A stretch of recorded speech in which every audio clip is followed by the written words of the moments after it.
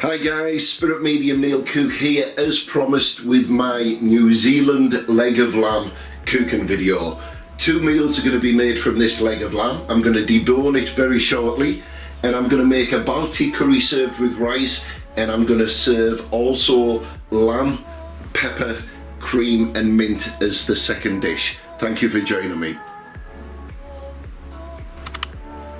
Right, that's the bone removed from the leg. I know lamb is a very tough meat and a lot of people will recommend it more for stews and slow cooked things, but in order to get a nice tender piece of lamb into a curry or served as a normal contemporary meal, then I'm going to slice this very thin, like a thin steak slice, and that way it'll cook evenly, it'll cook a lot quicker, and it'll still remain its juicy tenderness as you would expect from a slow long cook. Just whilst we're on about the subject of lamb, after speaking to some of my New Zealand friends on social media, they were very surprised how cheap New Zealand lamb is in the UK. They were saying that the price I paid for this, which was a little over £10 in money, this would cost around $40 to $60 in New Zealand. Now the irony of this is that this leg has come from New Zealand, or it's sourced from New Zealand, but yeah, it's almost $30 to $40 cheaper to buy it here than it is from the original country it came from. So what I'm going to do now, I'm going to slice this up into very thin slithers, not too much that it'll melt away, but enough that once it starts to cook, it'll still remain its same shape and it won't dissolve too much in the cooking process. So what I'm doing now is removing the bits of fat, because you have to remember the leg of the lamb is full of ligaments. The lower part of the leg is a more tougher piece, because obviously it's towards the end, the foot of the lamb, but yet the top half of the leg, like this part, is the meatier part with less fat on it. So this I'm going to use for the lamb and cream stir fry, and the lower part of the leg I'm going to use for the slow cooked curry. That way it ensures that that'll cook better slower, and the part which I'm going to cut into smaller parts for the main meal, then that's going to be a more meatier and tender dish. So what we've got now is the diced lamb, which is going to be for the slow cooked Balti curry, and although it does contain bits of fat, that's okay, because that's going to melt away in the casserole style curry and then obviously add flavour to the curry itself. The other part of the leg, the top part which I spoke about, which was a more meatier version, I'm going to slice that into slithers. That way it'll be easier to cook when we pan fry it and serve it with the peppers, and any excess fat we can easily remove as we slice it anyway. So this is going to be the lamb with peppers and cream minted, and this is going to be the casserole itself, the lamb Balti casserole.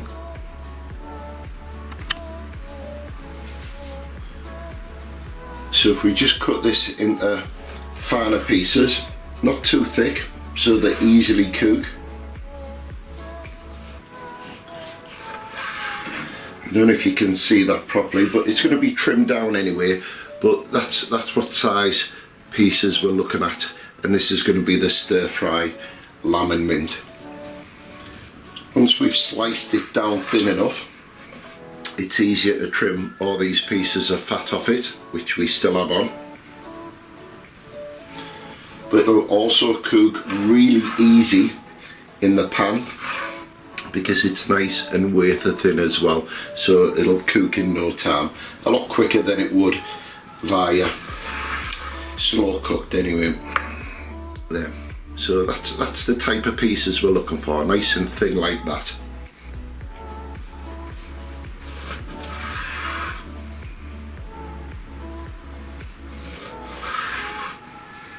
And there's probably more than enough for the lamb stir fry. There's a nice piece, there's more than enough here, so if we have too much, we'll chuck it over into the curry itself. Obviously, once you've made your curry, it can be frozen, put away into portionable sizes, and then take it out to serve as a meal with rice.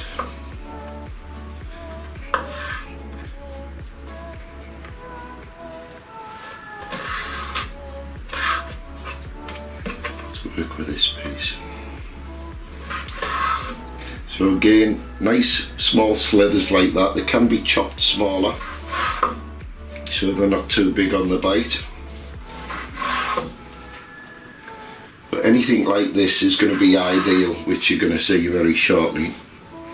Like I say, once it's sliced, any excess fat which is still on there, which is too much, it's a lot easier to trim as you cut the piece in half.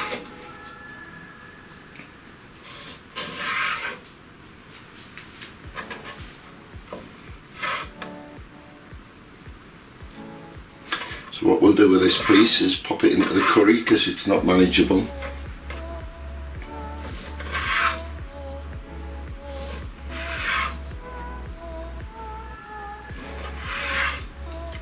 And we'll do the same with this as well. Let's get that fat off. And again, this piece can go into the curry. Chop this in half.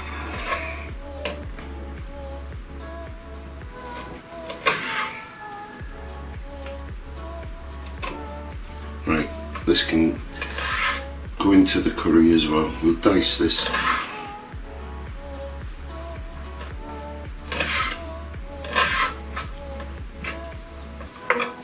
Just wash my hands.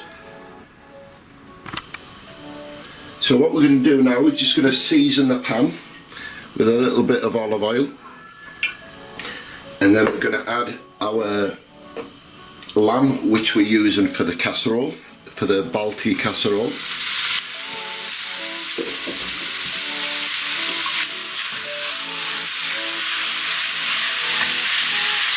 And as you can see, there's still a lot of fat on that. I hope the noise isn't too much. And we're just going to season it with a little bit of sea salt, which is a coarse sea salt, not too much.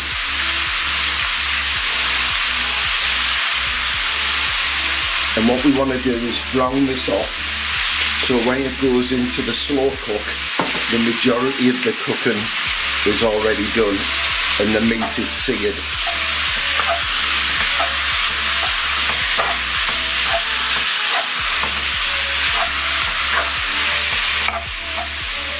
Lamb is very fatty, it's a very juicy meat, so it will produce its own juices as well, which we'll want to drain off initially.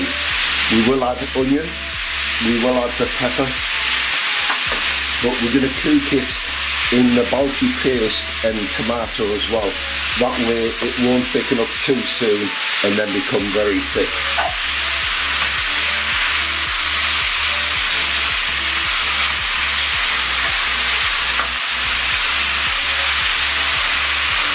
Someone did ask me which type of pans do I use, because they were interested. These are the Scoville pans that are non-stick, non-oil pan. You don't need oil in them. Apparently they're guaranteed for 5 years. They're a robust pan, very sturdy.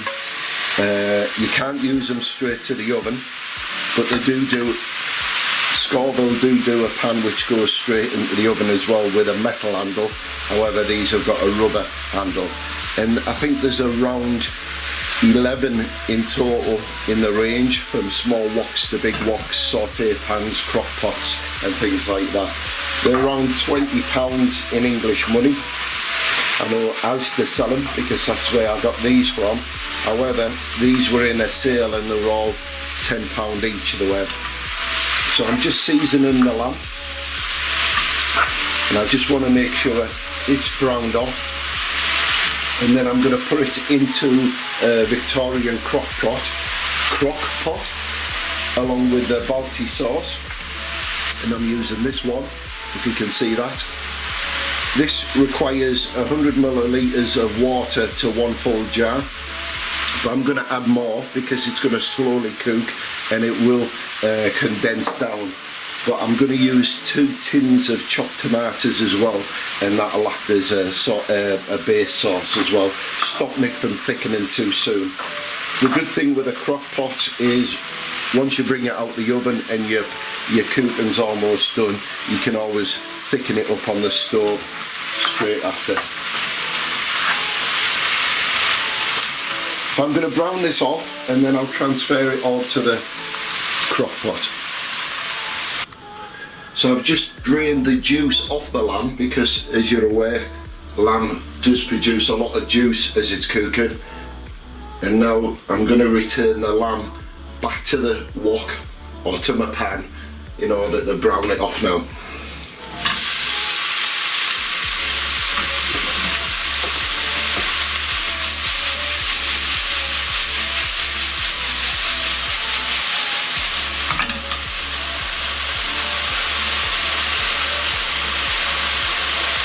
More than likely this will break down in the cooking process in the crock pot, but it'll just seal in the flavour now. We shouldn't have to add any more seasoning because, like I said, the spiced Balti paste has got all the spices in there which you're going to need anyway for a good flavoured Balti. So other than seasoning it with salt, it shouldn't need any more spices because everything else is in there.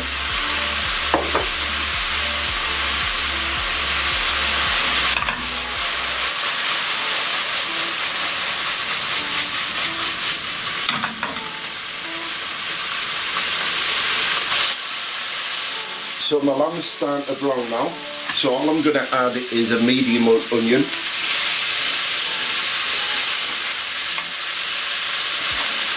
That should be enough, and I just want to soften this onion.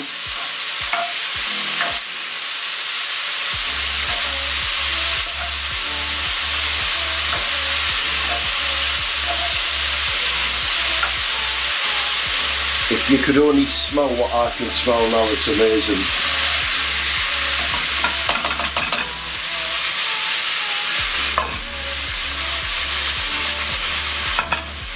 And that's almost ready to go into the crock pot. The majority of it is cooked. All we want to do is tenderise it now, and that'll do that on a slow cook around gas mark 4 for about 3 to 4 hours. Keep checking on it.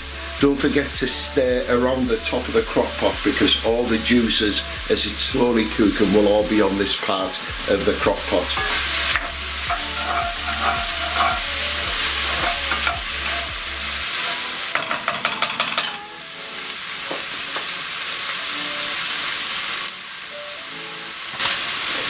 Right, so here goes. So the lamb into here.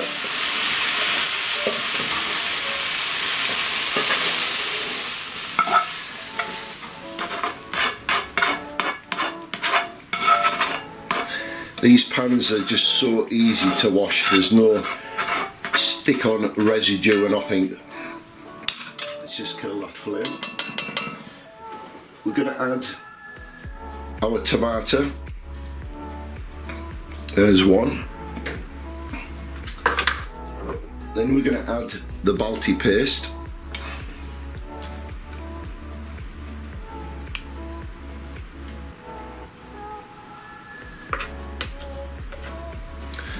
And with the other tomato, which I've got here, I'm just going to get some of the juices out of the jar.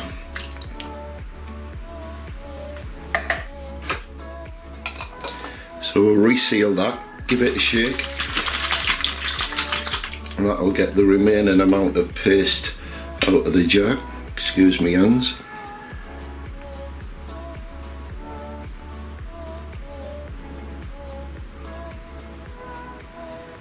There we go. And then we're going to add probably about a half each of your bell peppers. So let's give that a stir around. Might be easier with a wooden spoon. At this point you can see your thickness, and I know that this needs water adding to this now. This is way too thick to put it on a slow cook. It will just condense down to nothing and probably stick and burn. So I'm gonna add probably a litre of water.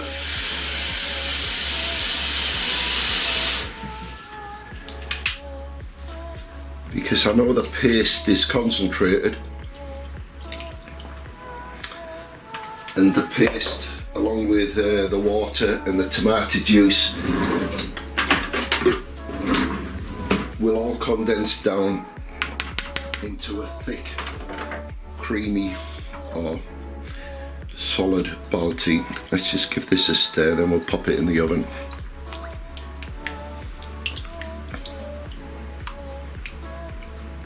Remember, your lamb is probably 70% cooked, but it just needs to tenderise now. So in here we've got our lamb, our onion, our bell peppers, the 400 gram jar of Balti paste. I've put 2 cans of chopped tomatoes in, but they'll reduce to nothing, and around a litre of water. And when you pop in the oven and check on it, and I don't mean physically pop in the oven but open the door, just check it's not thickening too quick, otherwise you may need to add some more water. Right, that's ready for the oven. Right, now for the next part.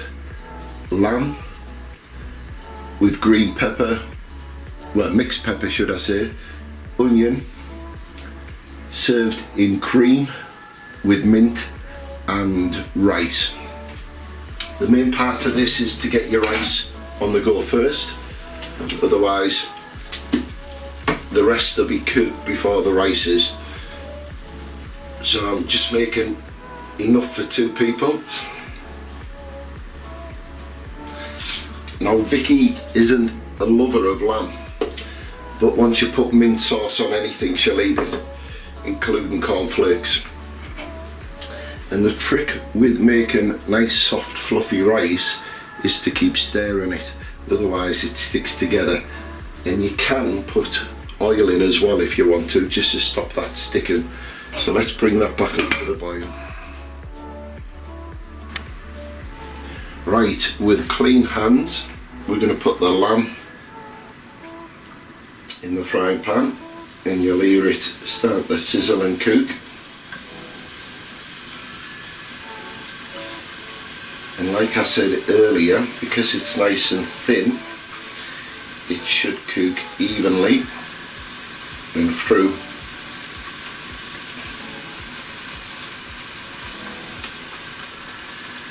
Our rice is on the go on the back burner.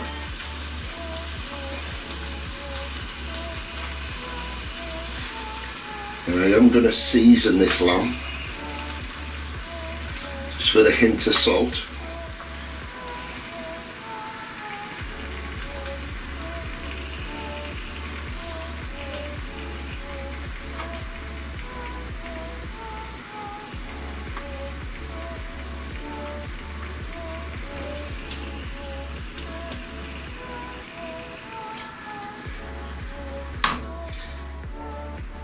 Turn that flame up a touch.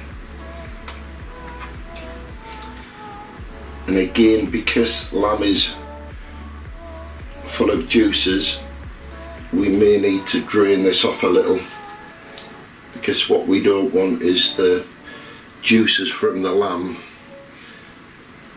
turning the cream when we add that last.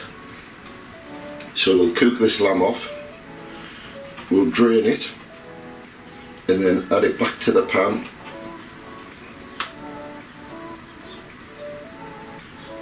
That way the cream won't split. Let's see if I can get that and move that down. Just turn up the heat on that. And like I said, if we keep turning the rice as well, It'll keep it nice and fluffy and stop it from sticking.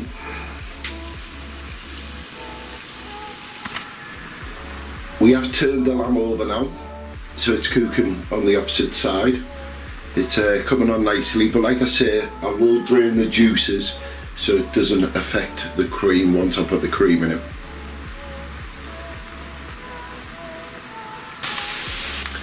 The rice is almost done,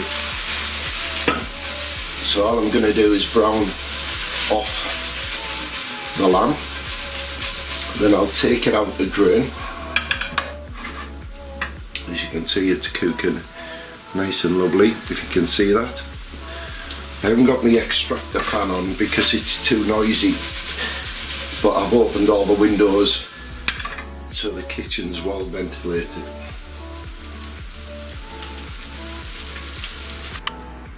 So we're just going to cook these peppers off now, the bell peppers. The rice is ready to drain. Then I'm going to add the lamb back into the pan and bring it all back up to heat, and then add my cream and then the mint sauce.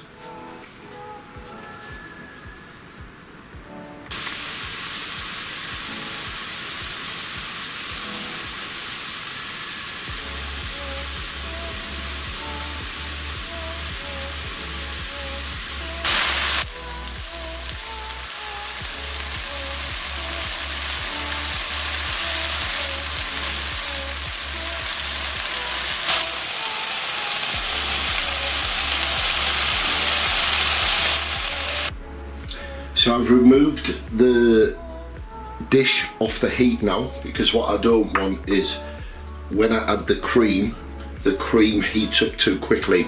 I slowly want to bring the cream up to the right temperature, and if we do it too thick, then we're going to end up with either the cream splitting or it's going to go too thick altogether. So let's just return that back to the heat. And also we're going to add some mint sauce. Let's just get that back in shot, 2 seconds. So we're just going to add some mint sauce, and you'll probably find that you'll have to keep adding it little bit by bit until you get the right amount of mint in there. So this is on the lowest heat. Remember, the pan is still hot from cooking the dish, so we took it off the heat, allowing the pan to cool down a little.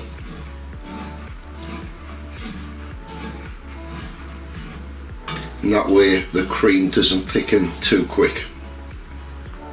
And this is going to be served on a bed of rice. Now looking at that now, I can add a little bit more of mint sauce, whether it's the jelly mint sauce or the squeezable, it doesn't matter, it will break down in the pan.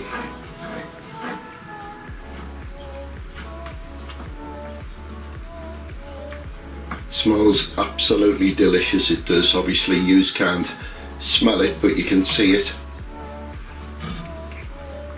And this is a nice rich minted cream sauce with New Zealand lamb and pepper. Now that's going to be served on a bed of rice. So all I'm waiting for now is for this to come back up to temperature. I'm just going to test it with my finger, which is clean. It's almost there, so I can now start serving the rice. And then once we've served that, I'll show you the end product.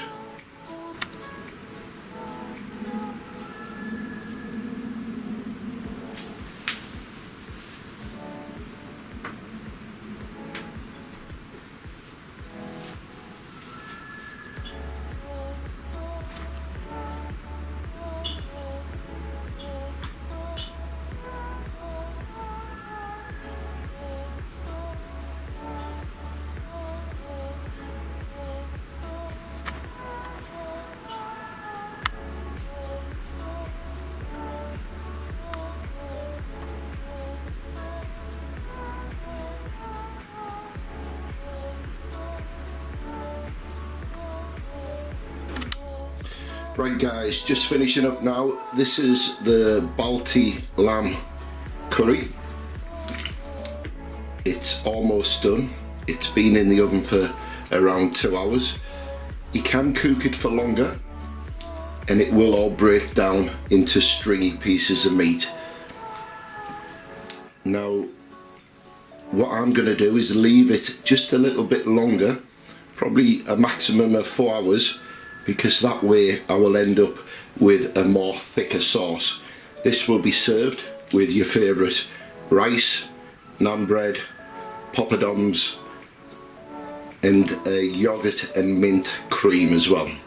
So there you go guys, that's my videos for today. Hope you've enjoyed them. Don't forget, click on the link if you want to follow these videos. Click on the bell, that will allow you to get notifications as and when I upload these videos. And don't forget to subscribe as well. Thanks for watching guys, hope you're well, take care now.